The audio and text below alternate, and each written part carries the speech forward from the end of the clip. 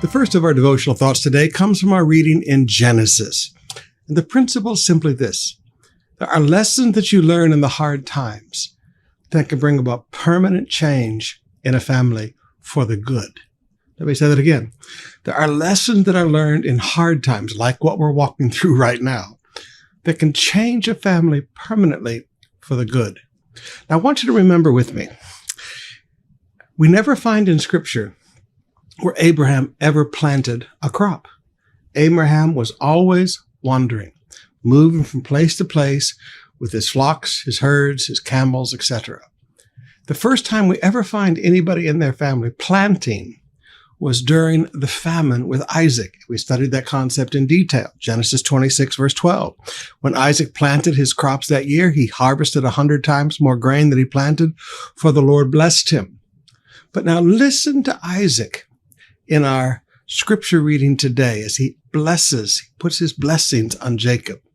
Genesis 27, verses 27 to 28. So Jacob went over and kissed him. And when Isaac caught the smell of his clothes, he was finally convinced, and he blessed his son, and he said, the smell of my son is like the smell of the outdoors, which the Lord has blessed. From the dew of heaven and the riches of the earth, may God give you abundant harvest of grain and bountiful new wine. Abundant harvest of grain and bountiful new wine. Not alcohol, but bountiful new wine, like juice. Now you look at that and you go, would you look at this? He's praying for the harvest. He's praying a blessing over the future harvests of his son Jacob. In other words, from this point forward, from the time he began to plant, from this point forward, this family not only were herdsmen, this family also planted seed in the ground and planted vineyards.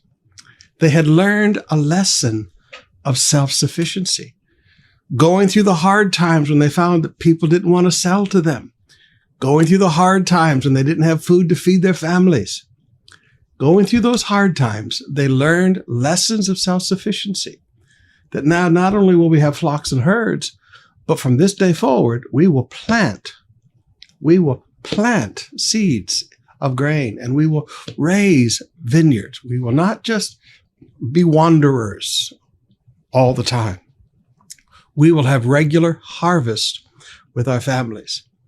Now, brothers and sisters, over these last few years, it has been difficult. Now, for some of you, I understand it's just been a big inconvenience, but for others, this has been very difficult. And you have learned lessons. Lessons like he learned about planting.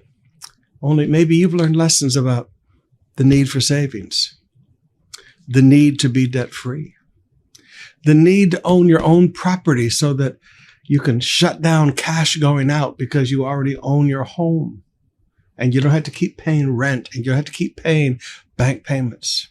The need to be self-sufficient, being able as a family to rely more on yourself.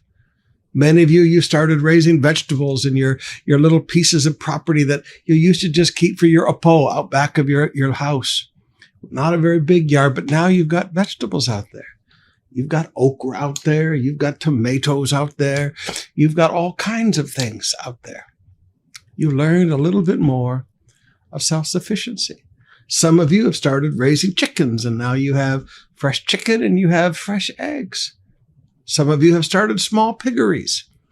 You've learned the necessity of self-sufficiency. And I guess that's the big lesson that I want you to see here today. What lessons?